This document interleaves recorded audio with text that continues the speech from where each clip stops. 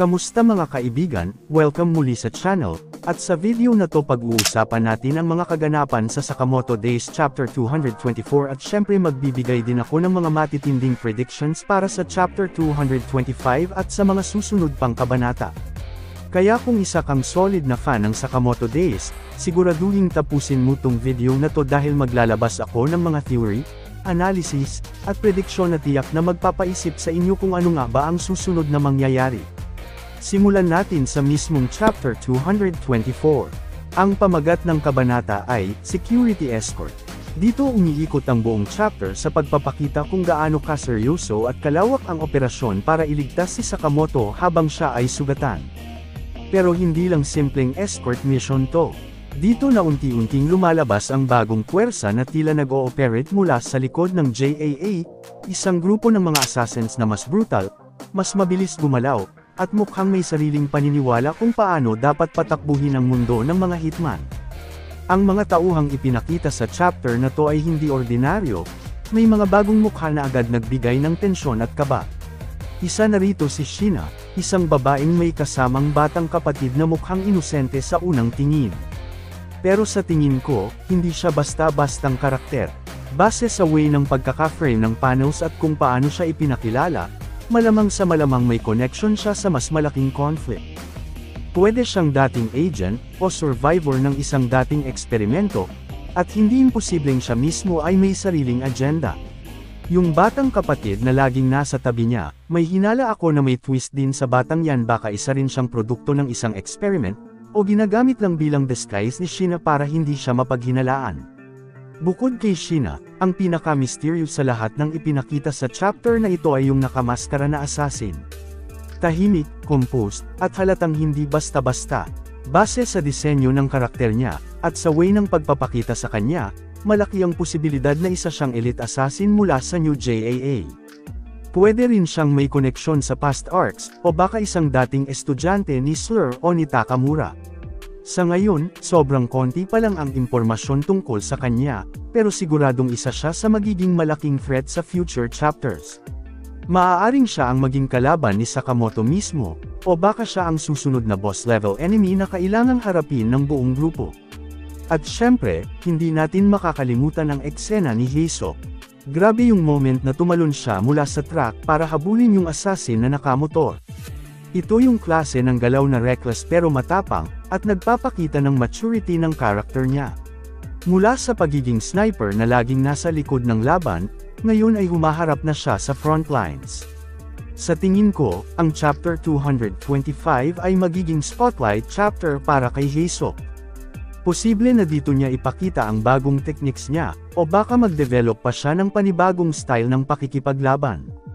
Pwede rin na maging crucial itong laban na to para maipakita na hindi na siya yung dating kinakabahan lang sa bawat laban, ngayon ay isa na siyang maaasahang kakampi na kayang sumalo ng bigat ng misyon.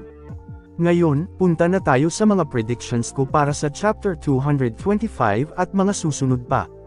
Unang-una, siguradong tuloy ang labanan ni Heisok at nung assassin sa motor. Pero habang nangyayari ito, maaaring biglang pumasok ang ibang bagong kalaban. Baka hindi lang isa ang hinaharap nila, posibleng may emboscade talaga at sabay-sabay silang umatake mula sa iba't ibang direksyon. Kaya inaasahan ko na may darating na reinforcement mula sa side nila Sakamoto.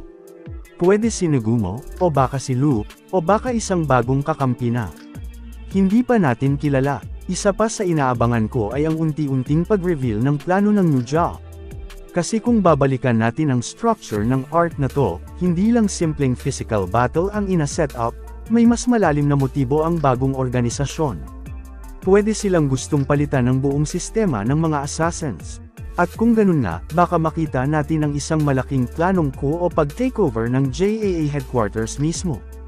Possible rin na may isa o dalawang dating leaders ng JAA na secret ong kasabwat sa New JAA, at ang buong mission na ito ay pain lang para matanggal ang mga natitirang loyal kay Sakamoto. At hindi mawawala sa usapan ang posibilidad ng betrayal. Sa tingin ko, isa sa mga kasamahan nila ay may tinatagong sekreto. Hindi man agad ipapakita, pero sa mga susunod na chapters, baka may karakter na biglang lilihis ng panig. Ang betrayal ay isang tema na laging ginagamit sa mga final arc ng serye, kaya hindi malabo na mangyari ito dito. Isa pang matinding prediksyon ko ay ang posibilidad na may isang mahalagang karakter ang mamatay.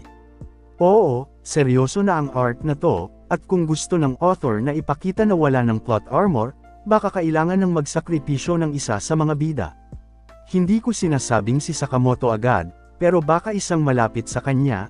Ang impact nito ay para iparamdam sa readers na seryoso ang final arc, at para mapush ang mga bida na lumaban ng todo. Sa long term naman, tingin ko ay unti-unting mabubuo ang malaking gera. Hindi lang ito laban para iligtas si Sakamoto, kundi laban para sa buong kinabukasan ng mga assassins. At kung si Slur ay may iniwang legacy, baka may clone siya o apprentice na lalabas bilang true final boss ng arc. Kaya sa kabuuan, inaasahan ko na ang Chapter 225 ay magpa-focus sa laban ni Hisoka at sa pagpapaigting ng tensyon sa paligid. At sa mga susunod na chapters, makikita natin ang pag-expand ng conflict, pagpapakilala ng mas marami pang karakter, at paglalabas ng tunay na plano ng Nyuja.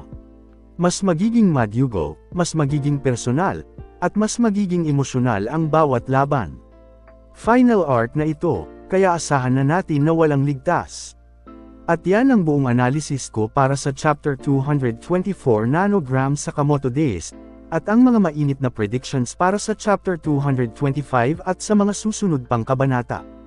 Kung nagustuhan mo ang breakdown na to, huwag mong kalimutang i-like ang video, mag-subscribe sa channel para updated ka sa lahat ng bagong upload. At syempre, ay comment mo rin ang sariling theory mo para mabasa natin at mapag-usapan sa next video, at magkita-kita ulit tayo sa susunod na breakdown. Maraming salamat, at peace out!